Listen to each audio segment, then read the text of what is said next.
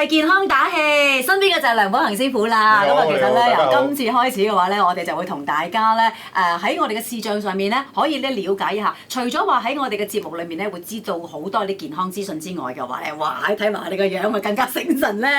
記得咧，我哋有講過嘅咧就係膝頭哥痛啊。冇錯。咁我其實見到哇，好犀利喎。係啊，咁啊，梁師傅帶埋個架撐嚟同我哋咧了解一下點解膝頭哥會痛。冇錯，咁膝頭哥點解會痛咧？係好多人咧就以為咧就會肥胖啦，你壓住個膝頭哥就會痛啊。其實咧未必係咁嘅原因。膝頭哥咧係一個兩嚿骨頭嘅組織，係一個好複雜嘅組織。咁兩個骨頭咧本身係唔識喐嘅。咁啊骨頭可以喐嘅話咧，原來咧就係靠啲韌帶同埋啲肌肉嘅收縮。咁所以呢個肌肉同埋韌帶咧係固定呢上下兩個骨頭嘅位置，中間咧就有個軟組織啊，呢個半月板係愛嚟做一個 cushion 嘅，等你兩個膝頭哥兩個骨頭喐嗰陣時咧就唔會磨到啲骨啦。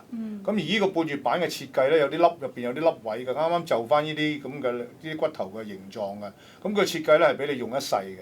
咁但係而家啲朋友咧就係用下咧。就呢個半月板咧就蝕咗，咁就以為咧就係因為可能重得滯啦，或者係因為用得多咧就會蝕。其實個原理咧就未必係咁樣嘅。原因佢蝕嘅原因咧就係膝頭哥歪咗，即係上邊個骨頭同下邊個骨頭咧個位置唔正。咁點解會歪咧？其實好簡單嘅啫，因為佢係用韌帶嚟控制住啲骨頭嘅位置啊嘛。咁如果啲韌帶四邊韌帶咧係鬆緊程度咧係唔一樣。譬如舉個例子，出邊呢條韌帶係緊咗啊掹咗出嚟嘅話咧，而入邊鬆嘅話咧，咁呢個骨頭就會褪咗出嚟㗎。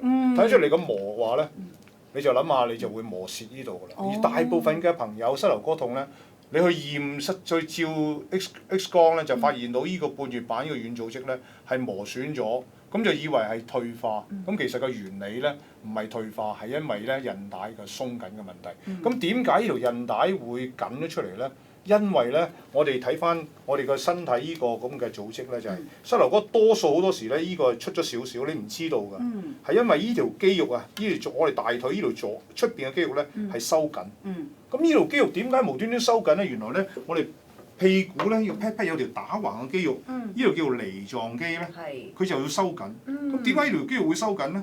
就係同我哋腰骨歪咗有關係。連鎖反應嚟。冇錯啦，原來個源頭膝頭哥個源頭咧就係條腰，腰骨歪咗咧就會影響呢個肌肉收縮，影響呢個肌肉收縮而將呢個韌帶扯一啲咁多出嚟咧，你磨下咧。你個膝頭哥個半月板咧就會磨損，而導致到你骨頭咧可能咧就會磨到骨頭咧就會痛㗎啦。咁所以你要改善個膝頭哥咧，你要從嗰個腰骨去影響個出發。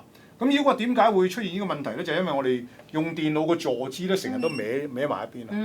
咁你歪埋一邊，你成日喐嘅話咧，咁你就好容易咧呢度歪。咁你不其然咧將啲肌肉咧係拉緊咗，你唔知道。咁所以要改善膝頭哥咧，要或者避免膝頭哥痛咧，從個腰骨開始。我哋上一次教咗大家一個叫做逆腹式呼吸方法咧，呢個方法都要一齊練埋。今日教大家咧，係如果你真係已經出咗問題嘅話咧，點樣可以令到佢正翻？好啊！咁其實個方法好簡單嘅，就係將呢啲四邊嘅韌帶咧打鬆佢，整翻鬆佢，咁你然之後校翻正個膝頭哥。咁點樣校咧？嗱，我首先咧就點樣打咧？就要彈啊，就唔好死力打，慢慢彈，彈呢要彈2分鐘，呢要2分鐘，2分鐘，後邊2分鐘。彈完之後咧，我哋咧就開始慢慢將佢校翻正，膝頭哥跪喺度，然之後慢慢將個 pat pat 咧坐落個腳踭嗰度。咁你慢慢咁咧，你就會可以將個膝頭哥咧校翻正。咁如果膝頭哥歪嘅朋友咧，係就咁樣，如果你咁樣坐落嚟咧，你就叫住㗎啦。叫住會痛咯，叫住痛你就忍2分鐘。第二日咧再咩？拍翻鬆佢。拍翻鬆佢，然之後再嚟過。再拍翻鬆佢。再嚟過。即係2個步驟。冇錯啦。係咪？咁然之後咧，直至到你可以正翻，你就可以個 pat pat 咧坐到落個腳踭位，你個膝頭哥咧就會改善㗎啦。咁我示範俾大家睇睇。好啊！好簡單嘅啫。膝頭哥嗱，膝頭哥痛咧就係你將佢兩邊拍啦。咁兩邊拍。兩邊拍，呢邊拍2分鐘咯喎。咁裏邊又拍2分鐘咯喎。得唔得？外邊又拍2分鐘。咁後邊點拍咧？後邊咧我哋就會用呢個手踭呢度。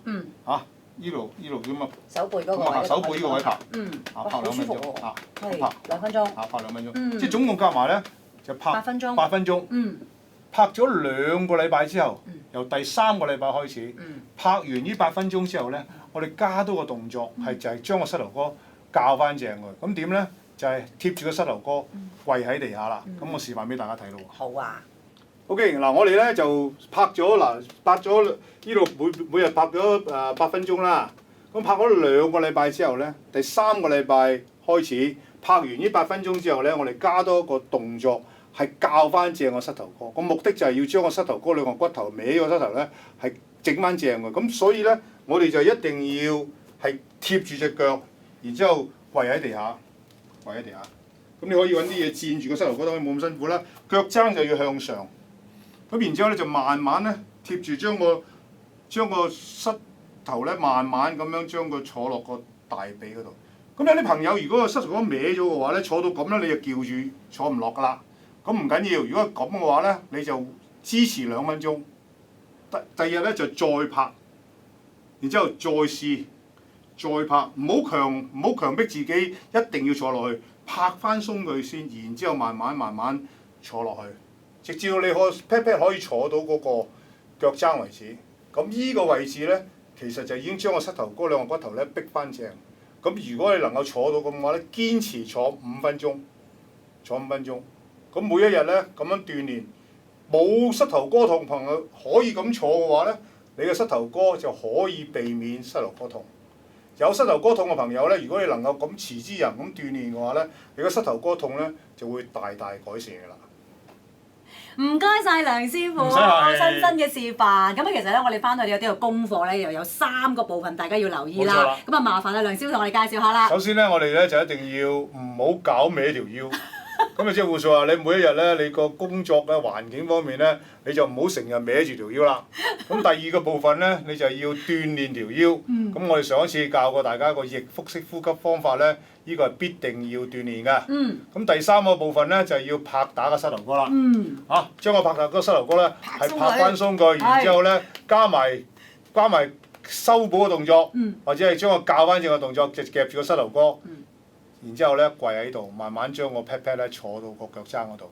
咁如果你2套功夫都做齊嘅話咧，我會保證你嘅膝頭哥咧會大大改善嘅。好，送大家4個大字嘅就係希望大家健步如飛。多謝晒梁寶幸師傅，身體健康，身體健康。